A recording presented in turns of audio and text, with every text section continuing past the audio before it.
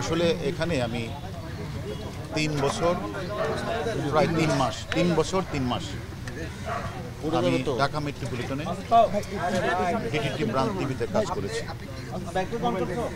সবাই চুপ করেন। এই কাজ করাকালীন সময়ে আপনারা সবসময় আমার পাশে ছিলেন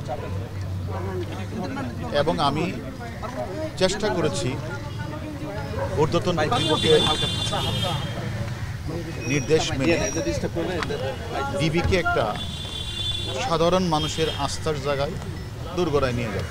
এবং আমি কিন্তু আমার এই চাকরির 3 বছর 3 মাসকালীন সময়ে আমি সাধারণ মানুষের কাছে ডিবিকে একটা আস্থার জায়গায় পরিণত করেছি। বাংলাদেশের প্রতিটি মানুষ তথা বিশ্বের মানুষ জানে যে কারো কোনো সমস্যা হলে ডিবিতে গেলে প্রবলেমটা সলভ হতে পারে। এই মনে করে অসংখ্য মানুষ আমাদের কাছে আসছে।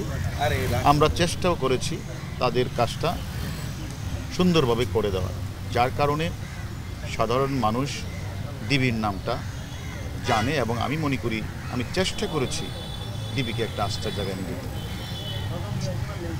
এখন আমি মনে করি আমার ঊর্ধ্বতন কর্তৃপক্ষ আমাকে আস্থা এবং বিশ্বাস রেখে আরেকটি জায়গায় পদায়ন করেছে, বিস্তৃত পরিসরে কাজ করার সুযোগ প্রদান করেছে। আমি মনে করি সেই জায়গাতে গিয়েও যে কথাটা আমি আপনাদের সামনে প্রায়ই বলতাম, মানুষের শেষ ভরসার স্থলটা হচ্ছে থানা যেন মানুষকে সেবা দিতে পারে। আমি চেষ্টা করব সাধারণ মানুষ থানায় এসে যেন সেবাটা পায়, থানায় যেন মানুষ আসে, যে কোনো ঘটনায় থানায় যেন গিয়ে মানুষ তার জিডি করা, মামলা করা এটা যেন করতে পারে। আমি চেষ্টা করব থানাকে সাধারণ মানুষের আস্থায় নিয়ে যেতে। আচ্ছা, এখন আপনি যেখানে যাচ্ছেন ডিএমপির অধিকাংশ মামলাই তো আপনি নিয়ন্ত্রণ করবেন, তো সেই ক্ষেত্রে কোটার এই ঘটনায় প্রায় 300-র মতো মামলা হয়েছে। এই থাকাকালীন সময় অনেক গুরুত্বপূর্ণ মামলা, অনেক বড় বড় ঘটনা ডিবিতে ঘটেছে। মতিঝিলের টিপু মার্ডার থেকে শুরু করে ঝিনাইদহের কালীগঞ্জে এমপি আনাস হত্যা মামলা সহ অসংখ্য খুনের ঘটনায় আমাদের ডিবিকে নিয়ে আমরা নির্ভুলভাবে তদন্ত করে সাক্ষ্য প্রমাণ নিয়ে আমরা মামলার ক্লু বের করেছি। কোনো নিরীহ লোককে কিন্তু আমরা অ্যারেস্ট করি নাই।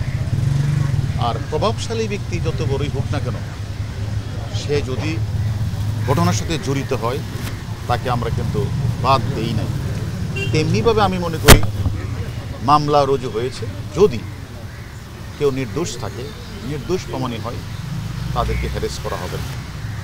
এবং যারা ঘটনার সাথে প্রকৃতভাবে জড়িত, যারা বিভিন্ন জায়গাগুলিতে আগুন লাগিয়েছে, স্বপ্নের মেট্রো রেলে ভাঙচুর আগুন লাগিয়েছে, রাষ্ট্রীয় বেসরকারি থানাগুলিতে আগুন লাগিয়েছে, আমাদের পুলিশ সদস্যকে জ্বলিয়ে হত্যা করেছে, এই সকল ঘটনার সাথে যারা জড়িত তাদের কাউকে ছাড়তে হবে।